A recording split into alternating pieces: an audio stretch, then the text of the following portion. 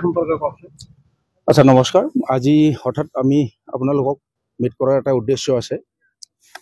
আমি all BTC এৰিয়াত যিখিনি আমি IC গাঁওবুঢ়া আছোঁ, প্ৰায় 200জন আমি গাঁওবুঢ়া আছোঁ। আমাৰ ইয়াত ওদালগুৰি ডিষ্ট্ৰিক্ট, তামোলপুৰ ডিষ্ট্ৰিক্ট আৰু বাক্সা ডিষ্ট্ৰিক্ট এইখিনি মিলি আমি IC গাঁওবুঢ়া আমি 200জন আছোঁ। ইয়াত আমি 2016 চনৰ পৰাই IC হিচাপে কাম কৰি থকা অবৈধানিকভাৱে বহুখিনি আমি গাঁওবুঢ়া। আজি অসম চৰকাৰ BTR চৰকাৰৰ লগত আমি বহুবাৰ যোগাযোগ কৰিছোঁ, কিন্তু আজিলৈ আমি সুফল পোৱা নাই।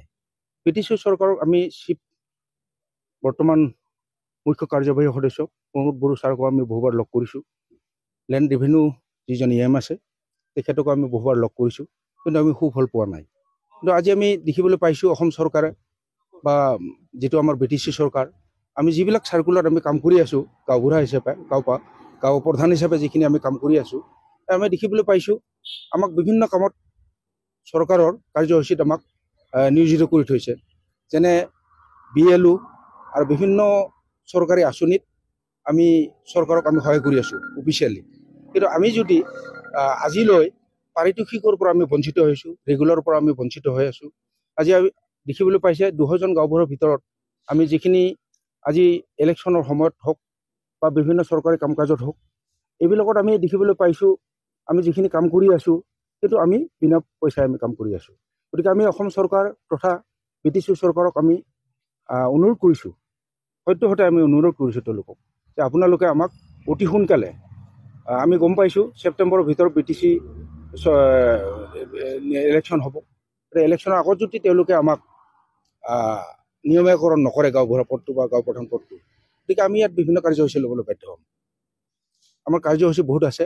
গতিকে ইয়াত আপোনালোকে চাওক, এজন গাঁওবুঢ়াৰ আণ্ডাৰত 5খন 6খন 7খন গাঁৱলৈকে আমি জনসাধাৰণক আমি ছাৰ্ভিচ দি আছোঁ। ইয়াত যিখিনি জনসাধাৰণ আমাৰ লগত আছে, ৰাতিপুৱাৰ পৰা আমি গধূলি তেওঁলোকক লগ পাওঁ।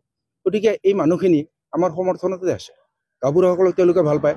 তাৰে আপুনি আজি 5 বছৰ 10 বছৰ বা 12 বছৰ ধৰি আপুনি অবৈতনিকভাৱে কাম কৰি আছে, কিন্তু আপোনালোকে কি চৰকাৰৰ পৰা একো নাপায় নেকি? তো আমি নাপাওঁ, তেওঁলোকে দুখ কৰে। গতিকে আমি এই BTC যিটো ইলেকশ্যন হ'ব, তাত যদি তেওঁলোকে আমাক এই কামখিনি কৰি নিদিয়ে, তেতিয়া আমি ইয়াত বিভিন্ন পন্থা ল'বলৈ আমি বাধ্য হ'ম। গতিকে এই কথাখিনি আমি BTCৰ মুখ্য কাৰ্যবাহী সদস্য আমি প্ৰমোদ বড়ো ছাৰক আমি অনুৰোধ কৰিছোঁ, আৰু লগতে লেণ্ড ৰেভিনিউ যিজন আমাৰ EM আছে, আমাৰ ৰঞ্জিত বসুমতাৰী ছাৰ, তেখেতকো আমি অনুৰোধ জনাইছোঁ এই মুহূৰ্তত তেওঁলোকে দিয়ক। আমি প্ৰশ্ন কৰিছিলোঁ তেওঁলোকক গৈ যে আমাক এইখিনি কাম অতি সোনকালে কৰি দিয়ক, ৰেগুলাৰটো কৰি দিয়ক, এপইণ্টমেণ্টখন দিয়ক, আমি কৈছিলোঁ তেওঁলোকক। কিন্তু তেওঁলোকে কয় ওদালগুৰি, বাক্সা বা তামোলপুৰ ডিষ্ট্ৰিক্টত কেইটামান চাৰ্কুলত তেওঁলোকে হাইকোৰ্ট কৰি থৈছে বুলি কৈছে। কিন্তু আমিতো হাইকোৰ্টটো দেখা পোৱা নাই, সেইটো এটা অজুহাত যেন লাগে, তেওঁলোকে দিয়ক আমাক, ক'ত তেওঁলোকে মানে হাইকোৰ্ট কৰা দেখিছে আমাক দেখুৱাই দিয়ক বিভাগীয় কৰ্তৃপক্ষই। তেতিয়া আমি তেওঁলোকক অনুৰোধ কৰি হাইকোৰ্ট ৰায়টো আমি উঠাই দিবলৈ বাধ্য হ'ম বা আমি উঠাই দিম। সভা কৰিছোঁ, আমি সিদ্ধান্ত লৈছোঁ। গতিকে আমি সমিতিটো আমাৰ আছে, আগৰ পৰাই আছে। আজিও আমি এটা পূৰ্ণাংগ এটা কাৰ্যসূচী আমি লোৱাৰ কাৰণে এটা প্ৰস্তাৱ লৈছোঁ। গতিকে সেই প্ৰস্তাৱখিনি আমি পৰ্যায়ক্ৰমে আমি প্ৰথম অৱস্থাত আমি BTC চৰকাৰক আমি অনুৰোধ কৰিম, কম দিনৰ ভিতৰত অনুৰোধ কৰি যদি তেওঁলোকে যদি ছেপ্টেম্বৰৰ আগত আমাক নিদিয়ে, আমি পন্থা ল'বলৈ বাধ্য হ'ম। অসম চৰকাৰকো আমি অনুৰোধ জনাইছোঁ, বহুবাৰ কৰিছোঁ। তেওঁলোকে কয় BTC চৰকাৰক আমি কৰ্তৃত্ব দিছোঁ, BTC চৰকাৰেহে ইয়াত মানে এপইণ্টমেণ্টটো দিব লাগে বা ৰেগুলাৰ কৰি দিব লাগে। তেওঁলোকেতো কৰি দিয়া নাই। ক'লে তেওঁলোকে কয় ওদালগুৰি ডিষ্ট্ৰিক্টতো 2টামান চাৰ্কুলত তেওঁলোকে IC গাঁওবুঢ়াসকলে হাইকোৰ্ট কৰি থৈছে বুলি কৈছে। আমি জনাতো হাইকোৰ্ট নাই, একো নাই, দিব পাৰে আমাক। আমি অনুৰোধ জনাইছোঁ, সত্যহতে প্ৰথমতে আমি অনুৰোধ জনাইছোঁ যে আমাৰ এনেকুৱা এতিয়া IC গাঁওবুঢ়া আছে, তেওঁলোকৰ মোটামুটি 60 বছৰ হ'ব, বেছি সময় নাই, বেলা হালিছেই বয়সৰ। গতিকে এই মুহূৰ্তত যদি নাপায়, বিনা বেতনে তেওঁলোকে ৰিটায়াৰ হ'বলৈ বাধ্য হ'ব। চৰকাৰৰ নীতি নিয়ম থাকে এইটো।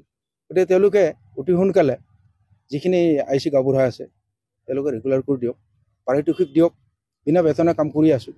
এইখিনি কথা আপোনালোকক